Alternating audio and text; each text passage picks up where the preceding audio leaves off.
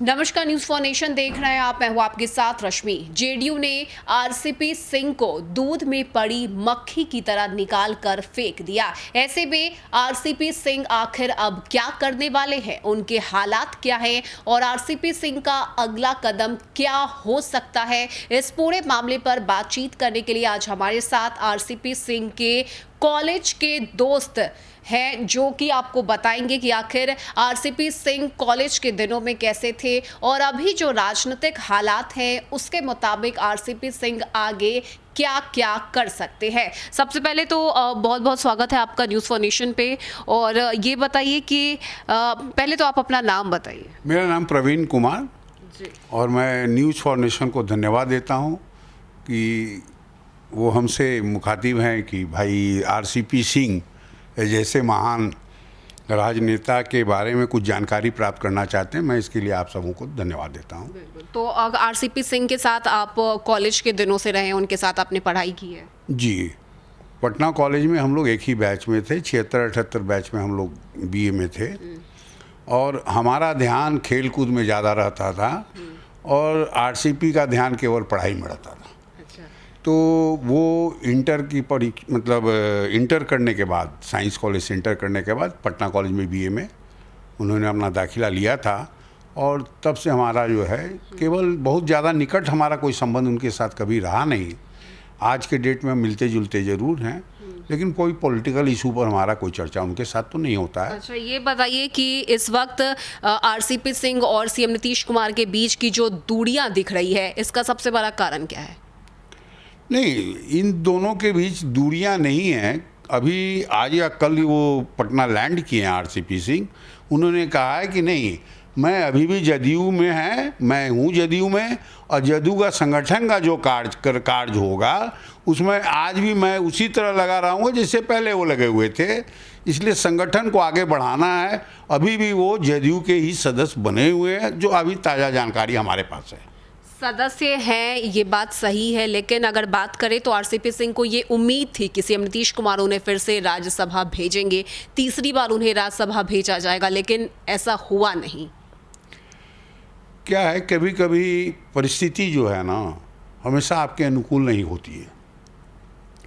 अभी जो जदयू का जो ढांचा है, जो संगठन है, उसमें ऐसे लोग का वर्चस्व है जिनका जो है कि विचार आरसीपी को राज्यसभा नहीं भेजने का हो गया, जिसमें हमारे कुशवाहा जी हैं, ललन सिंह जी हैं और लोगों का कहना है कि इन्हीं के प्रभाव में आकर के हमारे नीतीश बाबू जो हैं इनको राज्यसभा नहीं भेजे।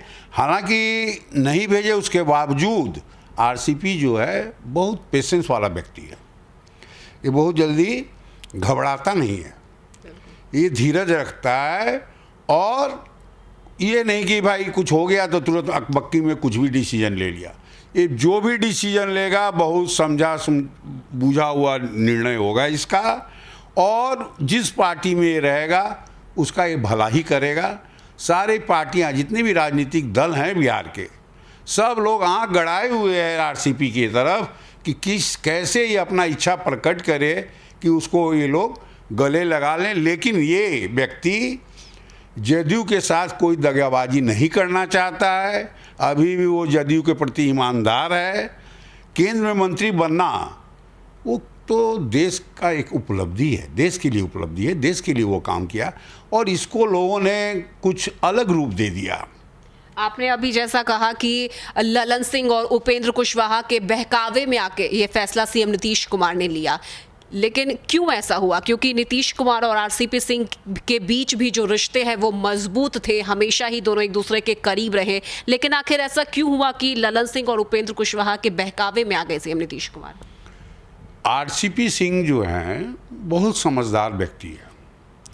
नीतीश बाबू का जो सहयोग मिला और जो इसके पास अपना अनुभव है, ये दिमाग का तो तेज आदमी है। राजनीति में अगर ABCD या ककाड़ा कहिए तो नीतीश बाबू का ही पढ़ाया हुआ है और पढ़ करके ये इतना आगे तक चला गया। राज्यसभा का 2 टर्म रहा। बिहार का जो सरकार है, नीतीश बाबू की सरकार हम लोग मानते हैं कि चल रही है। पर्दे के पीछे ये सारा जो भूमिका है ये हमारे आरसीपी ही निभा रहे थे। जितना भी काम आप देख रहे हैं, अगर उपलब्धि लोग गिनाते हैं नीतीश बाबू का, मैं मानता हूँ कि उससे किसी भी तरह से आरसीपी का जो भूमिका रहा है बिहार के उत्थान में, बिहार के विकास में, कम नहीं रहा है। लेकिन जेडीयू के लोगों का कहना है कि आरसीपी सिंह सीएम नीतीश कुमार के बिना कुछ नहीं है, उनका कोई अस्तित्व नहीं है। ये बात में कुछ दम है। अगर आज आरसीपी सिंह जिस स्थान पर बैठे हैं, जिस स्थान तक पहुँचे हैं, इसमें पहुँचाने का 100% जो क्रेडिट है आगे बढ़ाने का, वो नीतीश बाबू को जाता है। ये बात अलग है कि उन्होंने सही जो मोड़ा है उस पर दांव लगाया था नीतीश बाबू, और उसके अनुकूल इसने परफॉर्म भी किया है। और आप देखेंगे कि जब से नीतीश बाबू का एक छत्र राज आया है, मोदी जी ने एक दो अवसर पर इनको मौका दिया कि भाई आप अपना नाम बताइए अपने पार्टी का, केंद्र में हम उसको मंत्री बनाना चाहते हैं। तो जब नरेंद्र मोदी जी ने इनको ऑफर दिया कि आपको हम एक सीट दे रहे हैं केंद्रीय मंत्रिमंडल में, तो इन्होंने डिमांड कर दिया, 2 या 4 का डिमांड कर दिया। फिर स्थगित हो गया, फिर इनका कोई मंत्री नहीं बना। फिर जो है दोबारा जब मौका मिला कि भाई आपको हम 2 देते हैं, तो इन्होंने 6 या 8 का डिमांड कर दिया। कुछ इस तरह का डिमांड कर दिया जिसको नरेंद्र मोदी नहीं स्वीकार कर पाए। उसके कारण कोई भी, जब से इनका एक छत्र राज आया, तब से कोई मंत्री नहीं बना। ये एक ऐसा मौका मिला आरसीपी को कि वो पार्टी का अध्यक्ष था, और पार्टी का अध्यक्ष होने के नाते वो चीफ मिनिस्टर जो है उसके गाइड नहीं हो सकते हैं। पार्टी का जो शीर्ष नेता है वो अध्यक्ष होता है। राज्य का जो शीर्ष है, मान लीजिए कि सरकार है, उसके शीर्ष मुख्यमंत्री होते हैं। तो केंद्रीय जो है, मतलब नरेंद्र मोदी जी ने इनको ऑफर शायद दिया होगा, और वही जो है जी का जंजाल बन गया कि ये मंत्रिमंडल में क्यों शामिल हो गए। अब नीतीश बाबू क्यों नहीं बनने देना चाहते हैं लोगों को, अब जदयू वाले को केंद्र में मंत्री, ये तो मेरे समझ से परे है। चलिए, आरसीपी सिंह अब आगे क्या करेंगे, क्या फैसला होगा उनका?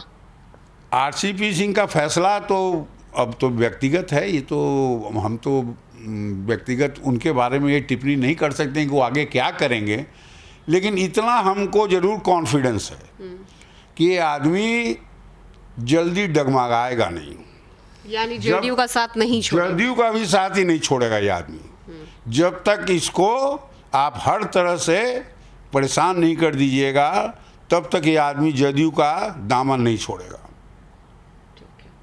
तो ये थे हमारे साथ आरसीपी सिंह के मित्र, उनके करीबी, जो कॉलेज के दिनों से आरसीपी सिंह के साथ रहे हैं। उनका कहना है कि जो फैसला सीएम नीतीश कुमार ने लिया, यानी कि राज्यसभा ना भेजने का, ये सिर्फ और सिर्फ ललन सिंह और उपेंद्र कुशवाहा के बहकावे में आकर सीएम नीतीश कुमार ने ये कदम उठाया। हालांकि आरसीपी सिंह हमेशा ही जेडीयू के वफादार रहेंगे, सीएम नीतीश कुमार के वफादार रहेंगे, और वो जेडीयू छोड़कर कहीं नहीं जाएंगे। फिलहाल के लिए इतना ही। नमस्कार।